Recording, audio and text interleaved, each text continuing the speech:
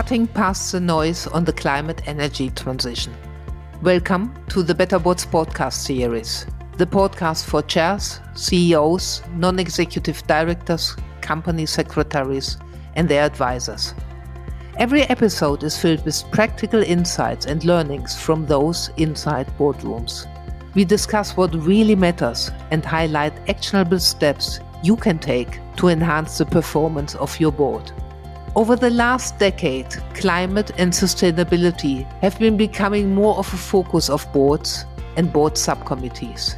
The energy transition is now a core part of strategy discussions for many industries.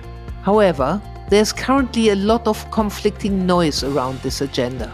On the one hand, a wide range of regulatory requirements are coming in. At the same time, the EU is now moving on a simplification agenda for its sustainability finance regulations, and other markets are taking different courses.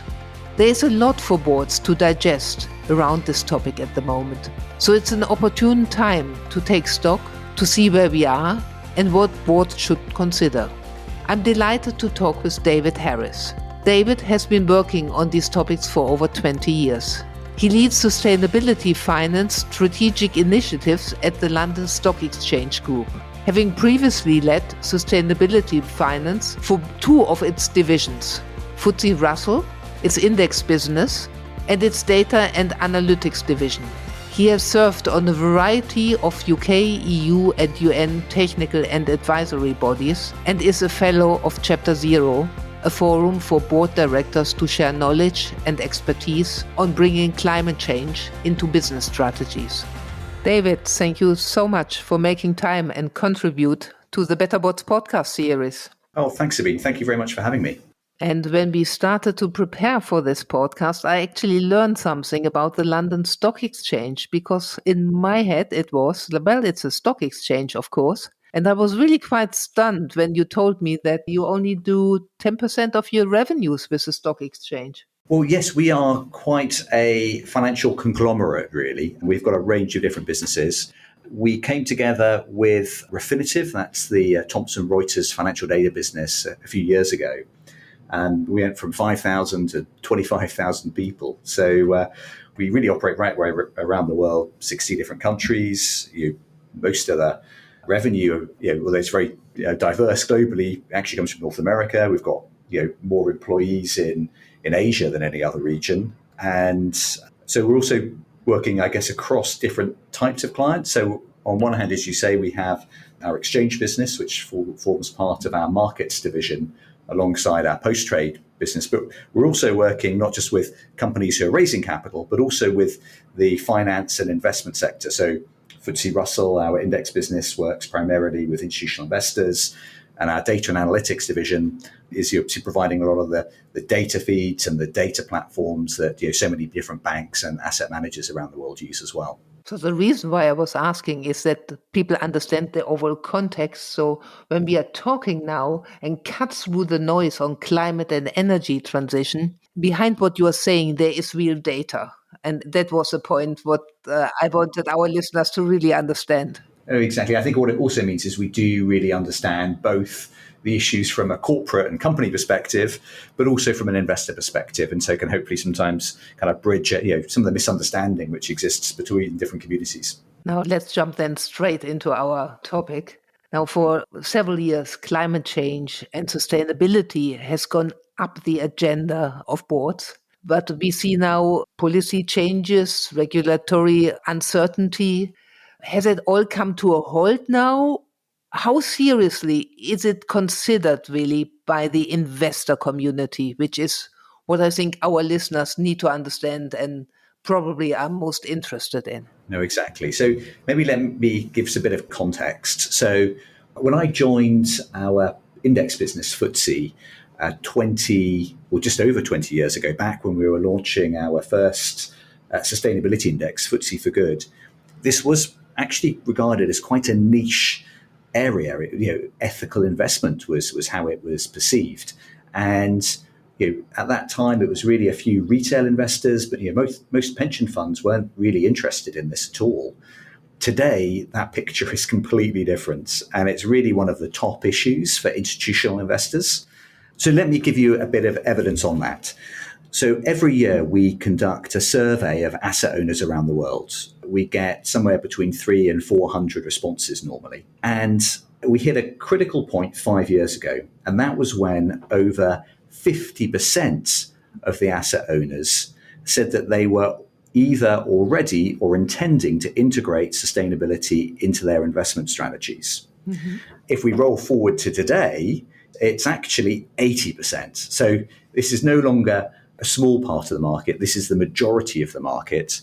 And actually, of the largest and most sophisticated ones, it's over 87%. So that's the ones with more than 10 billion in assets under management. Actually, have you seen that it's going down already now? Or do you see any changes or not really?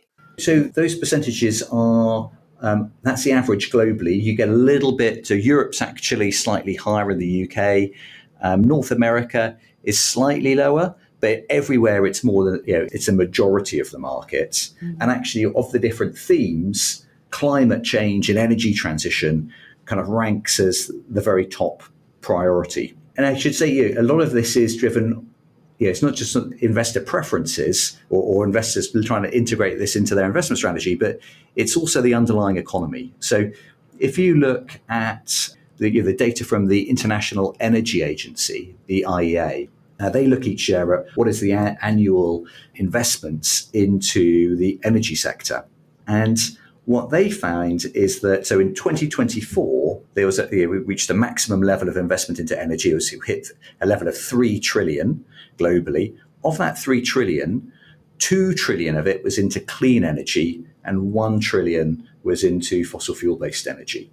And again, that was roughly 5 years ago was the kind of the nexus point where it switched and clean energy reached parity with fossil energy in terms of investment. So we are well underway, a very substantial shift in the global economy, really an industrial transition, and investors are trying to understand what that means for their portfolios. And hence, yes, they are taking it very seriously. That's a first important takeaway from this discussion. With it comes a lot of reporting, and I have yet to find a board who enjoys the reporting side, regardless if it's sustainability or anything else. And there are some serious concerns about the quantity of all this reporting. Have you seen any changes when it comes to the quantity, the desire to do reporting, given all these? Let's face it, there is a certain tiredness. The political landscape has changed, people getting tired of it. Have you seen any changes? Yeah, there is a lot here for boards to consider. So you're absolutely right. And there's a lot of changes going on.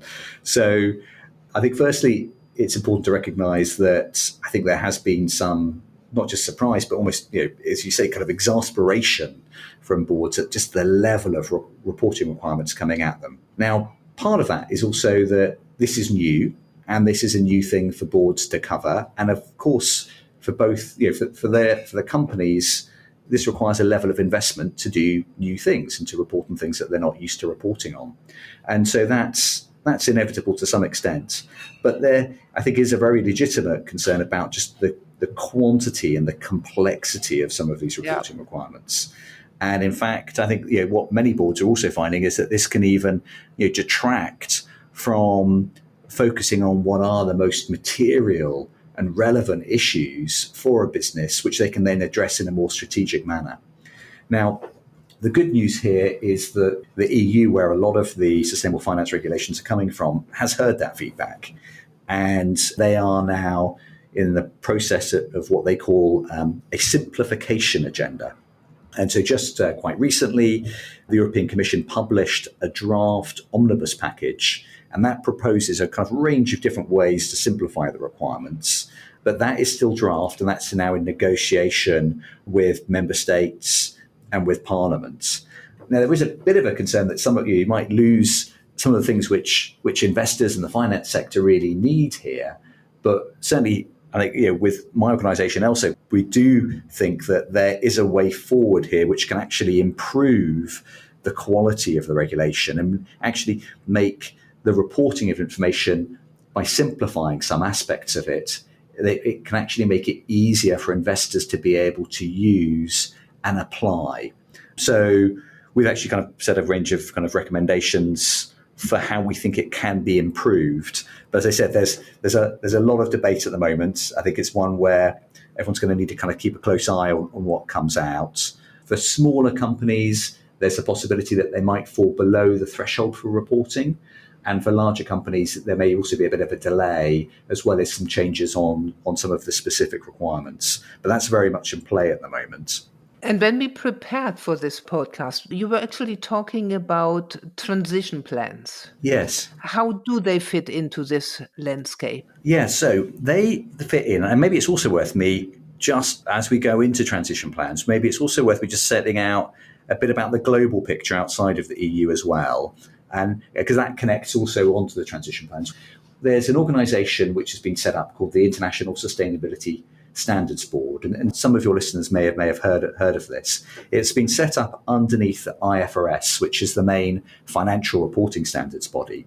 And what's really important here is that this actually means that sustainability standards are being set in a way which then aligns them with the way that companies are used to report on financial information.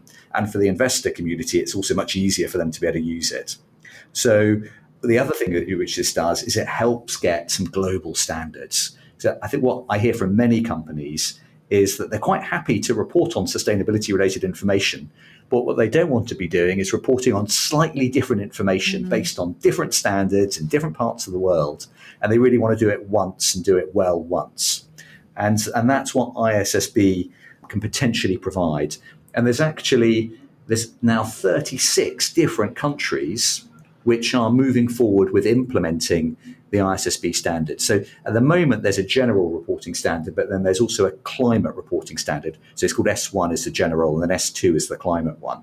And that should be really helpful in getting a more standardized approach. And there's also now an opportunity with the changes in the EU for it to align more closely with that. As part of S2, maybe just coming on to your question on transition plans, within S2, there's an element of the reporting standards which says that does a company have a transition plan? And if it does have one, it should publish it. And so I guess to your question, well, what actually then is a transition plan?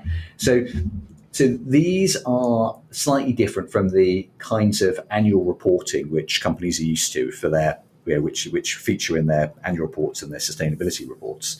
The concept here is that it's a more strategic document and it's forward-looking. And a lot of investors are calling for more forward-looking, more strategic information about how companies are looking at climate change and energy transition and how they can derive business benefits from the transition. So it's not something which needs to be repeated each year.